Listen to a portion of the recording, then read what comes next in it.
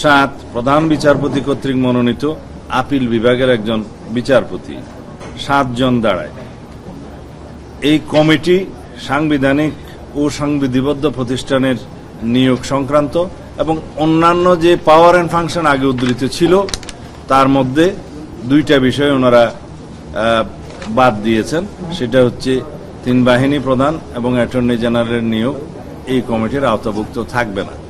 কিন্তু আমাদের কথা হলো এই যে সংবিধানে নতুন একটা বডি বা নতুন একটা কমিটি সংযুক্ত করতে চাচ্ছেন সেই বিষয়ে আমাদের পরিষ্কার কথা হলো আমরা চাই রাষ্ট্রের সাংবিধানিক প্রতিষ্ঠান এবং সংবিধিবদ্ধ প্রতিষ্ঠানের মধ্যে সবগুলো নয়, আবার সংবিধিবদ্ধ প্রতিষ্ঠানের মধ্যে ওনারা উল্লেখ করেছেন দুর্নীতি দমন কমিশন এবং সাথে আবার মানবাধিকার কমিশনও উল্লেখ করা হয়েছে। স্থানীয় সরকার কমিশন যেটা উল্লেখ করেছে সেটা এখন বিদ্যমান নাই, এটার অস্তিত্ব নাই যদি হয়, এবং আইন দ্বারা নির্ধারিত অন্যান্য নিয়োগ সেটাও উল্লেখ করেছেন। এই বিষয়গুলোতে এই কমিটিগুলোতে এই প্রতিষ্ঠানগুলোতে নিয়োগের জন্য এই কমিটি তারা প্রেসক্রাইব করেছেন।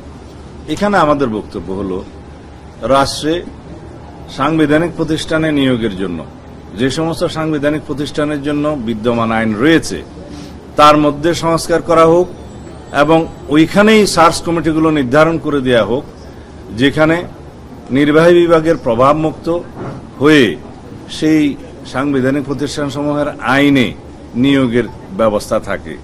এবং সেখানে আমাদের এডিশনাল বক্তব্য হল সেই প্রতিষ্ঠানগুলোর জবাবদিহিতা এবং স্বচ্ছতা বজায় রাখার জন্য সেই আইনে বিধান থাকতে হবে।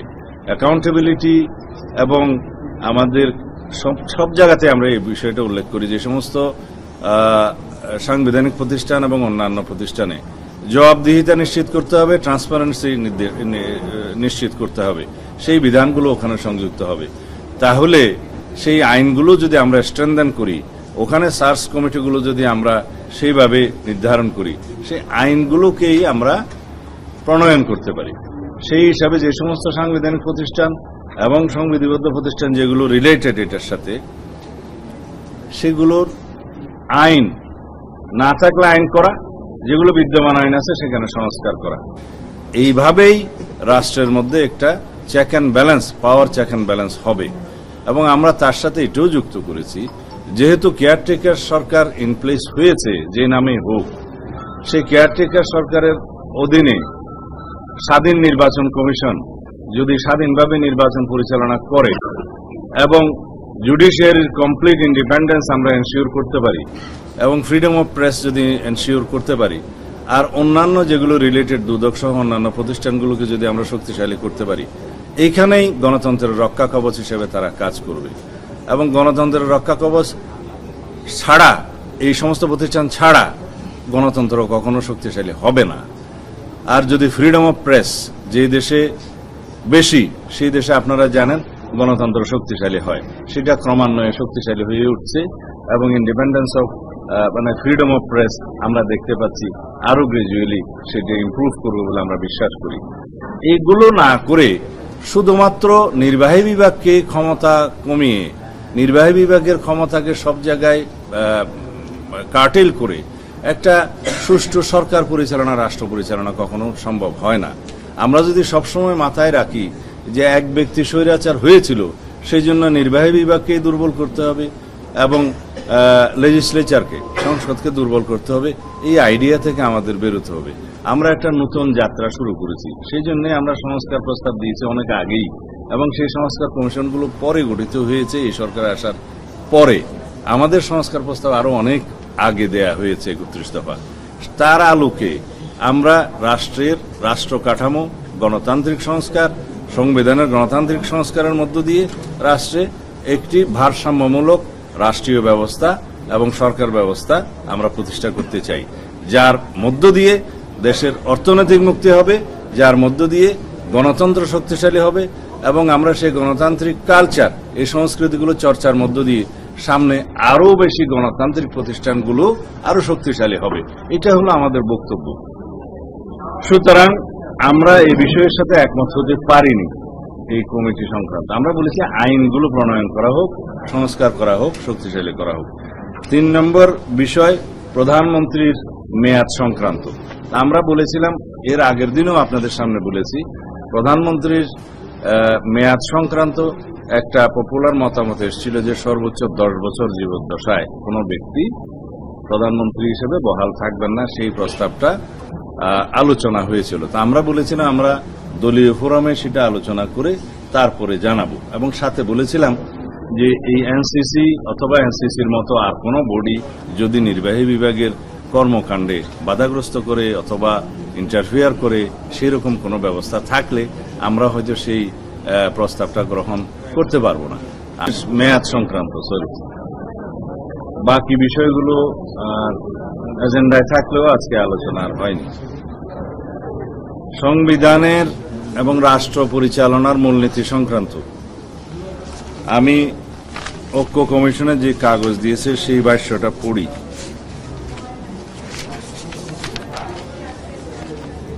সংবিধানে রাষ্ট্র পরিচালনার মূলনীতি হিসেবে সাম্য, মানবিক মর্যাদা, সামাজিক সুবিচার, গণতন্ত্র এবং ধর্মীয় স্বাধীনতা ও সম্প্রীতি এই কথাগুলো উল্লেখ থাকবে। কিসের সাথে? যারা ম্যান্ডেট প্রাপ্ত হবে, সংবিধানের রাষ্ট্র পরিচালনার মূলনীতি কি নির্ধারিত হবে সেটা তাদের উপরে নির্ভর করবে। অর্থাৎ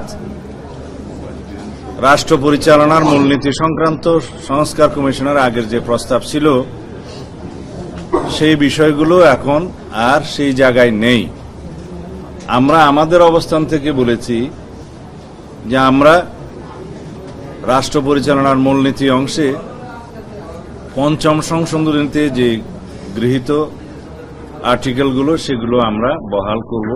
নিয়োগের জন্য একটা কমিটি সংক্রান্ত আগে যেটা এনসিসি ছিল সেটার একটা নতুন নাম। 3 নম্বর বিষয় এবং সাথে সংস্কার কমিশনের প্রস্তাবিত এই অংশটায় এই বাক্যটা আমরা সংযোজন করব, এই বিষয়ে আমরা একমত হয়েছি। তবে এটা ঐক্যমত্য প্রতিষ্ঠা হয় নাই, কারণ সংবিধানের প্রস্তাবনা এবং রাষ্ট্র পরিচালনার মূলনীতিতে আপনারা জানেন রাষ্ট্র পরিচালনার মূলনীতি অংশে আর্টিকেল 8, 9, 10 এবং 12 সম্পর্কিত যেই প্রস্তাবটা আগে ছিল সেই প্রস্তাবে অংশে আমরা 5ম সংশোধনীতে উল্লেখিত গৃহীত সেই আর্টিকেলগুলো প্রতিস্থাপন সহ এই অংশটি আমরা ধারণ করতে চাই। যেহেতু এ বিষয়ে কোনো ঐক্যমত্য প্রতিষ্ঠা হয় নাই, সেটা আজকের জন্য আবার পেন্ডিং রয়ে গেল। দ্বিতীয় বিষয় হচ্ছে আগের যেটা এনসিসি নামে আপনারা জানতেন, সেই এনসিসির ক্ষেত্রে আজকে একটি সংশোধিত প্রস্তাব সংস্কার কমিশনের পক্ষ থেকে উত্থাপন করা হয়েছে। তা হল সাংবিধানিক ও সংবিধিবদ্ধ প্রতিষ্ঠানের নিয়োগ কমিটি। ওনারা একটা কমিটির প্রস্তাব করেছেন, তার মধ্যে প্রধানমন্ত্রী, স্পিকার নিম্নকক্ষের, স্পিকার উচ্চকক্ষের, বিরোধী দলীয় নেতা, প্রধান বিরোধী দল ব্যতীত অন্যান্য বিরোধী দল সমূহের একজন প্রতিনিধি, রাষ্ট্রপতির প্রতিনিধি উইদিন ব্র্যাকেট আইনের মাধ্যমে নির্ধারিত যোগ্যতা সম্পন্ন।